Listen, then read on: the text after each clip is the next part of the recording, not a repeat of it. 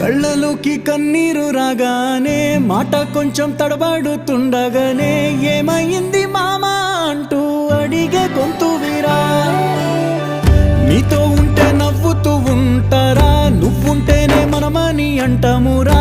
కారణాలు దొరకవు నువ్వు దూరం పోవాలన్నా, నీకు నాకు మధ్యలో దూరం రావాలన్నా. వద్దు అంటూ ఆ క్షణాన్ని ఏడుస్తూ ఆపనా.